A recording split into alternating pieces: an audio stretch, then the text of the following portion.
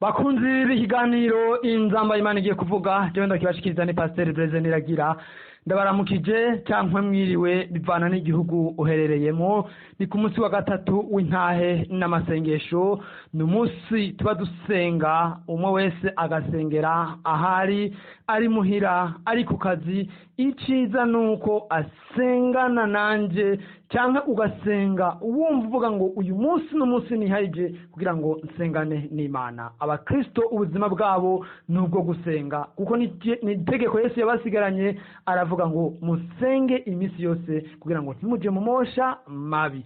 Ijambo ry'Imana dusengeramo uno munsi riri mu gitabo cya Luka igice cyaho 8 guhera ku murongo wa 26 kugeza ku murongo wa 34, aho tubona inkuru itubwira iyo umuntu yari yaratewe n'abadayimoni. Abadayimoni ngo bari benshi, ngo bari legiyoni, ngo bari ibihumbi byinshi, ngo baramufata baramutwara aja kwibera mu mva niyo yaba. Ariko ngo igihe kigeze, isaha y'Imana igeze yo gutabagwa kwiwe, ngo Yesu aragenda amusangayo. Ngo amusanzeyo babadayimoni bakibona Yesu Kristo, ngo barataka bati, Kristo Yesu, ntutwice, ntutubabaze, ntuturungike ikuzimu. Wa muntu arimo amadayimoni ngo araza yikubita imbere ya Yesu, ataka avuga ngo, Kristo Yesu, tuhuye hehe nawe uje kutubabaza? Yesu avuze ijambo gusa, wa muntu y'abadayimoni bamuvamo, kuko bamuzavye yuko binjira mu ngurube, kuko niho yobona gutezuka. Haleluya.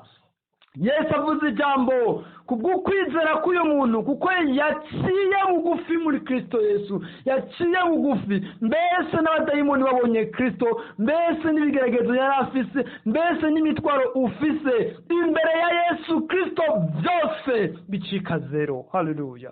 Nako kanya umuntu arabohoka, ngo acaraza yicarira ku birenge vya Yesu Kristo. Uyu munsi nawe Yesu arakubohora, niwabanza gukuramo bya bintu biri mu mutima wawe byose, muwagize stoke ukabimwegurira, ukabizana imbere y'ibirenge vyiwe, urabona ugira neza kw'Imana. Byose bishobokera abizera.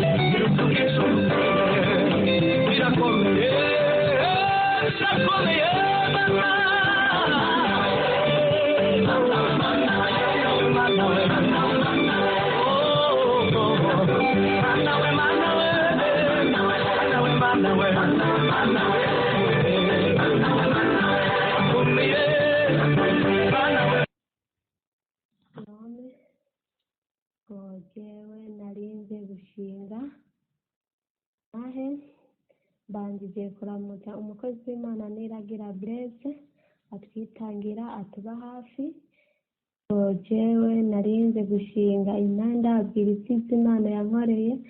Ego je sindi impande y'abavyeyi. Jewe umuvyeyi wanje yarakwaye estoma, hama je ngiye kuba telefona umuvyeyi wanje acambwira avuye kwa muganga, hama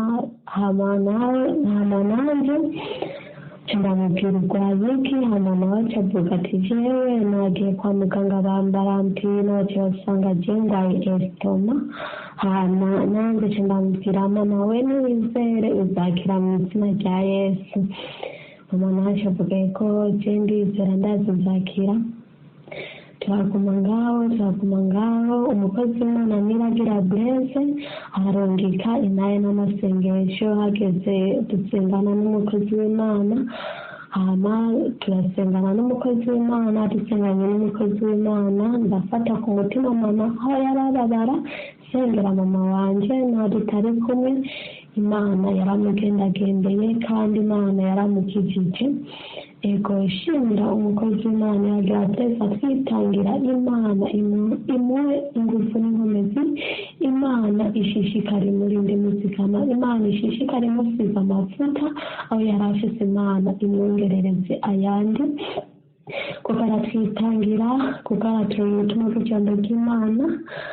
Benshi barihanye kubw'ubutumwa bw'ijambo ry'Imana. Niragira Blesse, imana iguhezagira ikomeye n'umugisha. Ni vyinshi novuga ariko nshimye kuvuga ino ntahe n'iyindi nshinga. Jewe umukozi w'Imana Niragira Blesse naramurungikiye ifoto y'umwana wa mukuru wanje, kubera uwo mwana mukuru wanje bari bamujanye kwa muganga kumuseramuza, hama rero bamujanye biranga ko akira. Hama rero mama wanje acambwira n'ubundi Eveline, umwana wa mukuru wawe aragwaye. Namubaza agwaye iki? Twamujanye kwa muganga kumuseramuza, turambwira ndungikira ifoto yiwe, hama barandungikira ifoto yiwe. Bayindungikiye ndayihereza umukozi w'Imana Niragira Blesse. Hama rero Niragira Blesse ntiyatevye kunyishura, aranyandikira ambwira ati ndamusengera. Blesse, imana iguhezagire ikongera umugisha, igusiga amavuta abo wari ufise yose, imana yakongereza ikongerereze. Ikindi nacyo mbandanije ku nkuru ya mama. Hama rero mama ndasubira ndamubaza, mama none nurakira? Acavuga yaha ni bukebuke. Kiramubwira mama, we ntusubire kunywa iyo miti, hagarika kunywa iyo miti kuko ndiho aragukiza. Hama mama arahagarika, naho Niragira Blesse twariko twasengana atakize indwara ya mama. Je narizeye mama ubu yarakize, ubu mama ameze neza, amaguru nayo nyene yahora amuja, ubu n'amaguru ameze neza, n'umugongo ameze neza. Ubu na wa mwana Niragira Blesse yasengera ubu yarakize. Mwana Niragira Blesse, imana igusiga amavuta ko zizigene dukora, kungene twitangira, ukungene wigora data. Mana imana nyine nizoguhemba.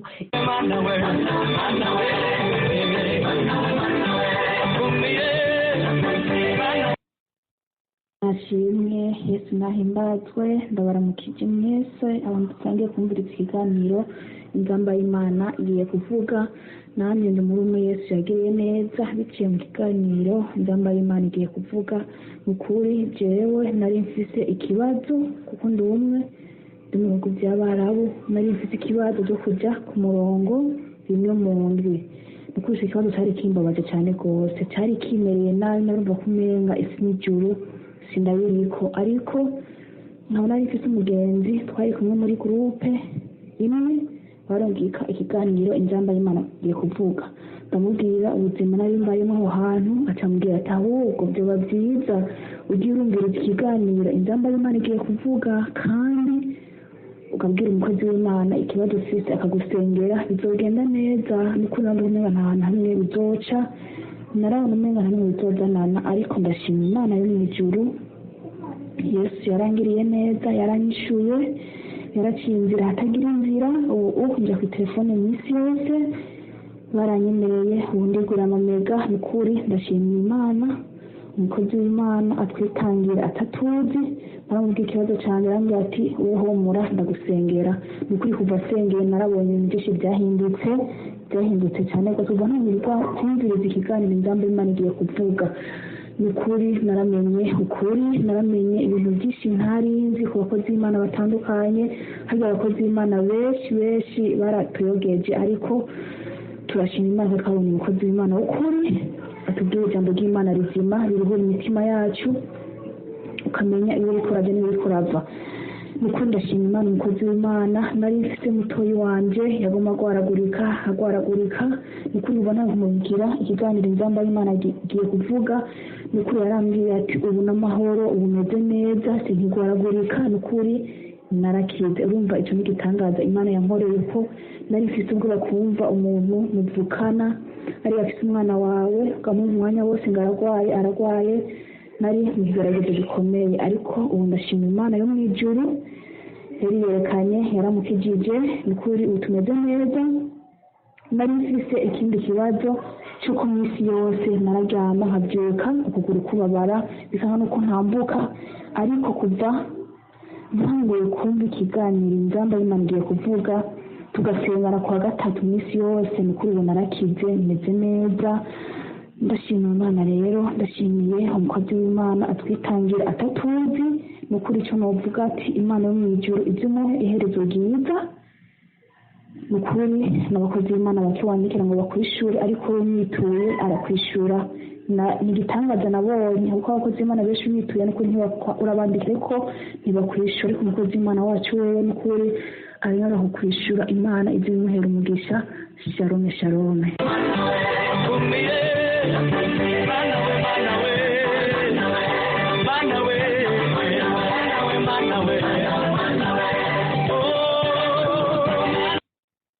Yesu nashimwe, ndabaramukije cyane cyane se ndabahaye mwiriwe bivanye n'umuntu wese aho aherereye.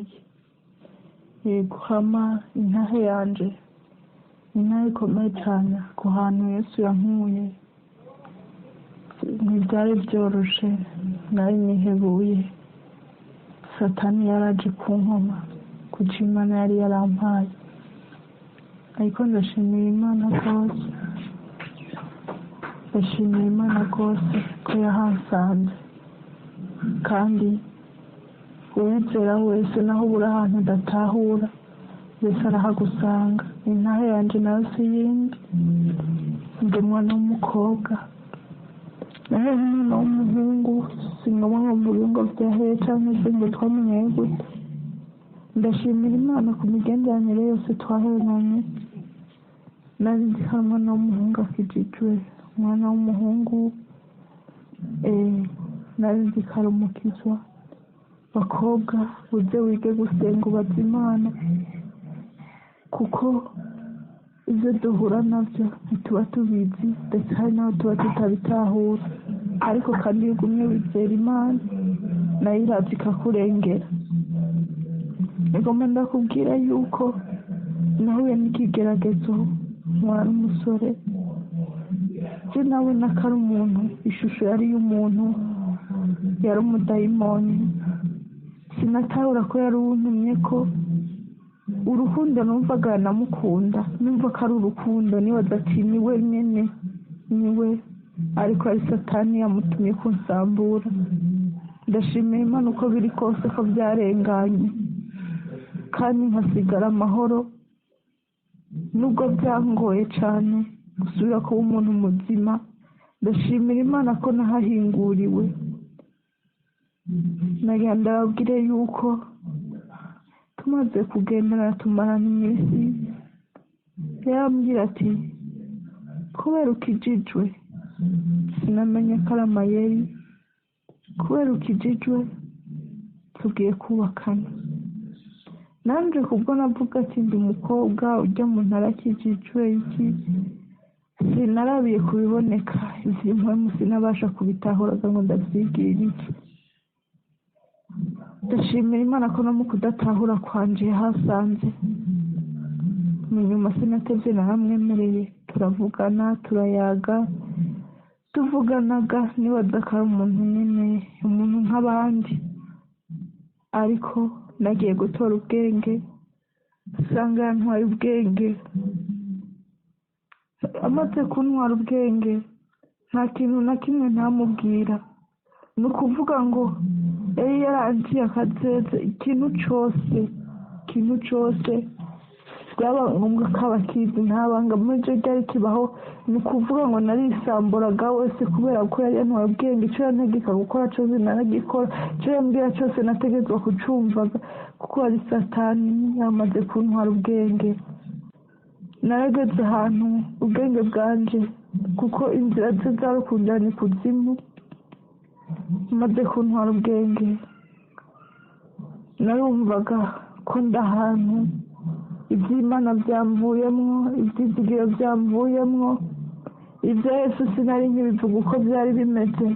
Nasigaye nshisha ku ruhande, mvuze Yesu gusa wamenga nkozwe n'isoni ibyo nabonaga ko bifite agaciro mu mana numva yuko ari ubujuju ndetse nkumva ubwoba bwinshi bw'urupfu.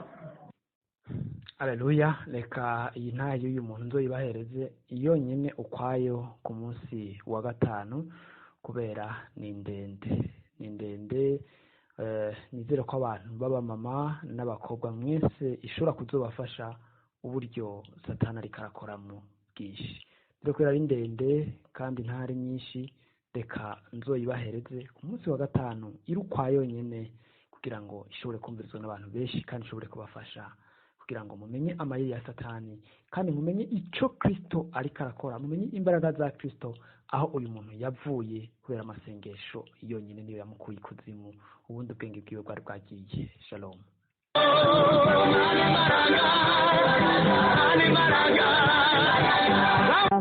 Ndabaramukije mwese abumviriza ikiganiro cy'Inzambaye Imana igiye kuvuga. Hamagiye ngomba gushimira Imana, ndashima Imana cyane ko Imana yankijije uburwayi bw'umugongo nari maranye umwaka n'amezi 4.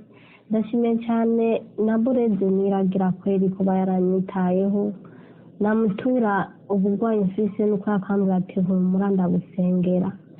Ndamushimiye cyane Imana imwongereze inkomezi, imwongereze amavuta.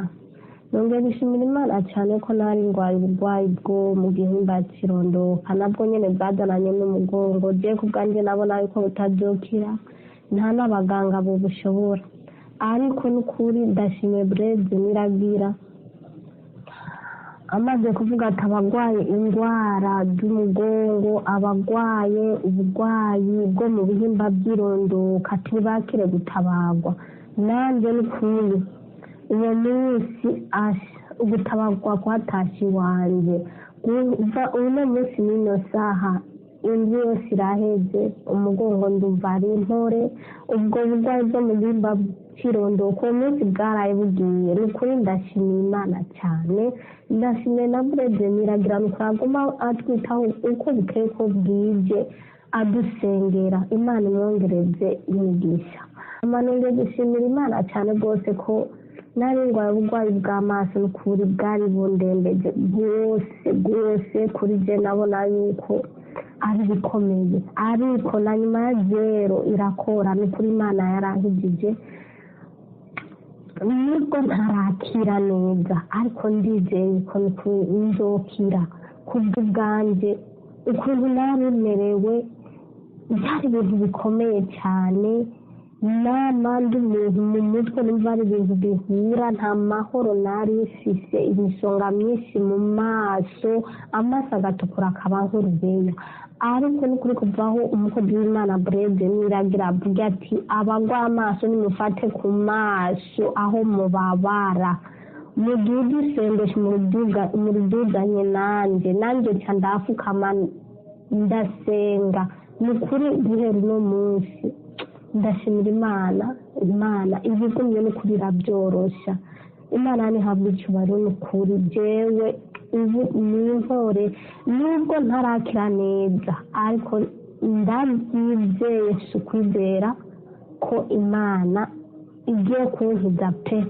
Ndashimiye rero Imana cyane, shimira na Bureze Niragira yavuze ati abagwaye uburwayi bwo mu nda nimwakire gutabagwa. Nanjye itabagwa nararirose. Imana ni muhereze umugisha. Ndashimira Imana cyane rero ko nari ndwaye n'ukuri uburwayi byarageraho njya mu butinyanka nkaribwa cyane, nkacika intege, nkapfa nkashyika nkihebura, sinumve uko jewe ndiwo ndiwe. Ariko Imana yo mu ijuru yaribwe n'ukuri ku bibazo byanjye, irakoresha umukozi w'Imana Bureze Niragira. Iramuha kubona, iramukora ku maso arabona, aravuga ati abafise uburwayi bajya mu butinyanka bakababara bakaribwa ati ntibakire gutabagwa. Ni kuri nanjye uwo munsi gutabagwa kwatashe iwanjye. Ndashimira Imana ko yankijije cyane ubwo burwayi n'ukuri bwari bunsinzikaje.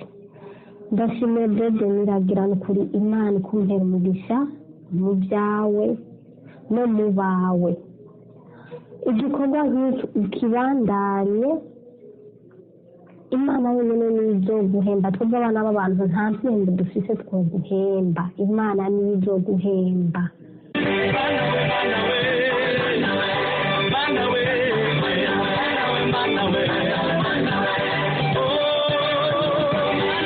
mwese muri biganiro nzambaye Imana igiye kuvuga ndabahaye iriwe ndabaramukije ndabagumbiriye mu izina ry'umucungu bwa Yesu Kristo kabanje ndabashima Uwiteka Imana ihoraho kubitangaza Imana nkoreye naretse ikibazo cy'ukuboko aho ndi ukuboko kwaranja nkayo gucana kubayemo ukuboko kukanda cyane sindaje kwanabira icyo nterura ukuboko kukanja sinzame Uwiteka Imana ihoraho sinzi mugenzi yampaye nimero z'umukozi w'Imana Brede Niragira arambwira ati kubise ikibazo ni ukuri izo nimero andikira uwo muntu nuko ikibazo ufite agusengera kandi urakira nuko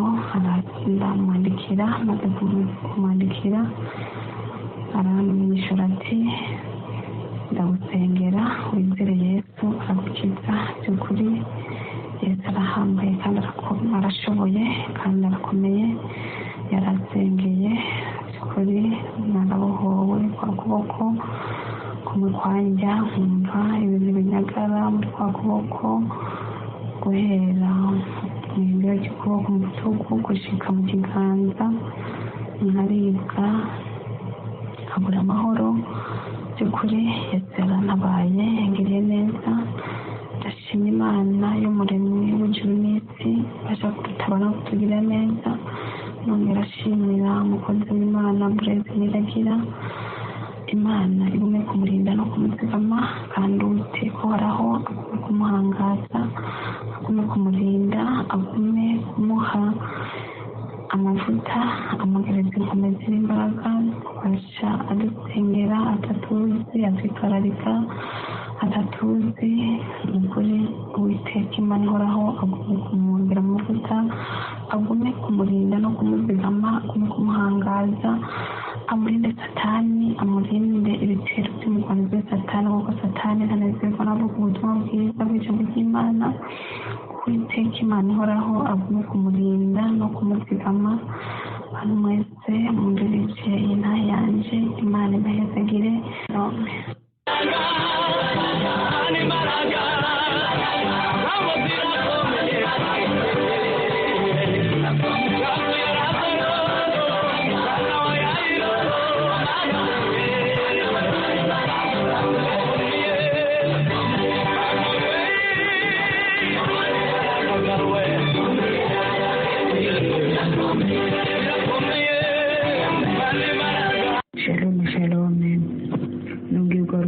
gushimira Imana nanje nduma Imana yankora igitangaza ku munsi wa gatatu w'iyingi heze Imana yaranyiyeretse iciye mu mukozi wayo Brede nukuri Imana ikora ibikomeye cyane je nari maze iminsi itari mike mvise ibintu binjya mu mubiri bingendagendamo bigatembera nk'ibikoko nyene mwumva ko ari igikoko kimbaza nk'uko kimeze nk'inshumi zitagashinge nkiyagaza aho niyagaje bikigaza kikimukira ahandi mu mugongo hari uruntu rumwe rutendera umenga ni urunyo runini yaruguma rutendera rukantera ubuyega nkiyaga bikanka ko ruhera mu mutwe akagendagenda nyene ariko ndashimira Imana cyane Imana ica mu mukozi wayo Brede n'ukuri akatwiyumvira ko twese tutanamuzi no kumuzi nubwo tunahura mu migabo tunamumenya ariko Imana bikamutumenyekanisha n'ukuri Imana ikora ibikomeye ku munsi wa gatatu rero uheze w'iyingi iheze niho nagiye numva ariko hatuba turasenga ndanumva baravuze ngo hari umuntu ngo ibintu ngo afite ibintu bimugendagenda mu mubiri ngo yakire gukira ngo harakize ndavuga ati Imana nta n'undi muntu ni jewe nyene ibintu bincumite mu mubiri bingendagenda bikantera ubuyega mu mubiri ni wowe ubizi urakoze kuri inzu bivuga ndakize murakoze mwami ndashimira imana cyane ndashimira imana n'ukuri ndavuga ati imana n'ukuri uranzi kandi urankunda uniyumvira ko kira igihe hama rero niho twahejeje gusenga bica birahera ndimvira nshinga intahe ubwo nyene nimvire ngo nshinga intahe nkazumva birasubiye kugendagenda ndareka buraca bukeye byirirwa bitagenze bukeye kandi ndavuga nti ejo nzoca nshinga intahe naravuze ko nshinga intahe bishobora ngira birirwa bigendagenda mu mubiri ndaniho narindiriye nyuma birongera birahenda bati mu izina rya Yesu aya n'amatangazo y'ubusa akazima Imana yamaze kuvuga yuko mwagiye ati ntaco mugifise ikibanza mu mubiri wanje ndaguma ngaho maze uko numvise akanuvuga nti aho urihenda ati yemwe ati uyu n'umubiri wa Kristo ati vamo niho rero navuga ati ntaco nzoshinga intahe kuwa gatatu ejo ntibyakunze ko ndayishinga ni ukuri ariko kuva muri iyo minsi byaraza navuga navuze ngo ndashinga intahe niho vyaca bifata ariko nahoze rikaca bireka ariko kuva hirya y'ejo n'ejo n'uyu munsi nuko nta n'ikintu na kimwe nubwo rwari rwaranze guhera rw'inyuma mu mugongo rutembera nk'urunye nabwo rwaheze neza nta n'agaciro ncumva nukuri Imana ihezagire umukozi wayo Blaise niragira nukuri atwitaho yumvira Imana ikamudutuma akatwitaho n'akadushikiriza ibyo Imana yamuhaye nukuri Imana imuhezagire cyane imuherezo ryiza imwongere umugisha cyane uyu Blaise nukuri aradufasha twiga abantu turi no mu mahanga no turi muri Oman zahe nukuri arakunda kudufasha cyane Imana imuhezagire imuhezagire cyane muherezo ryiza nukuri niyo ntahe yanje ndagomba gushinga ukomeze kutuba hafi nukuri Imana iguhezagire cyane kongera amavuta n'inkomezi n'umuryango wawe wose guherezo ryiza shalom niyo ntahe yanje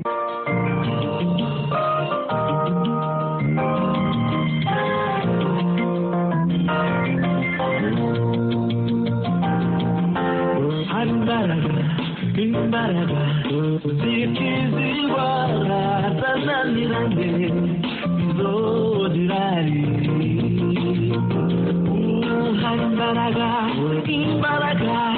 ziruta izindi imbaraga zose zomwiza Yesu hari imbaraga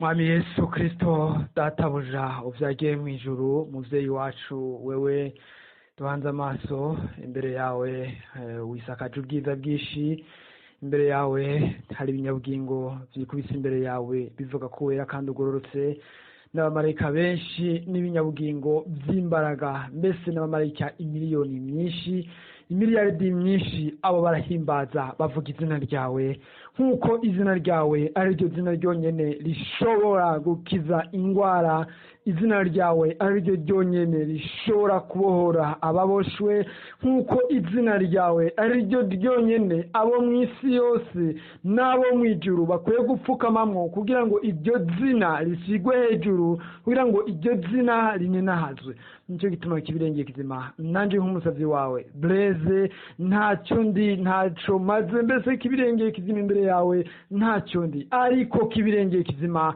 nasamye nawe kibirengeye kizima ukangira igikoresho cawe, ukangira umukozi wawe, ukangira icyo ushaka, mbese kibirengeye kizima ukangira kumuwagira Gideyoni kibirengeye kizima, nanje ndasama mvuge, kandi ninasama ibyo mvuga bivamwo ubugingo, ibyo nza kuvuga biza guhesha agakiza, biza guhesha ugutabara, biza guhesha ugutabagwa, biza guhesha ubugingo abaza kuba bavyumvise, kuko atari jewe nza kuba ndiko ndavuga, ahubwo ari wewe uriko uravuga mbese n'aka kanya. Nicyo gituma kibirengeye kizima niyambaje bwa buntu bwawe na za mbaraga zawe na bwa bwiza bwawe na wa muriro wawe, kuko umuriro wawe ariwo utwika ugakongora imyuka mibi y'ibisigo n'abadayimoni.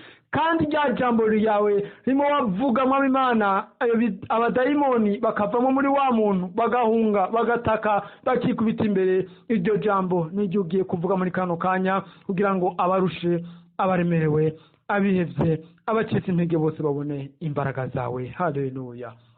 Ndakwinginze Papa, imbaraga zawe, bwa bwiza bwawe bwuruke muri kano kanya, utanguye kibirengeye kizima gutabara abantu baboshwe n'ingwara kibirengeye kizima yo kutabyara, ingwara y'ubugumba.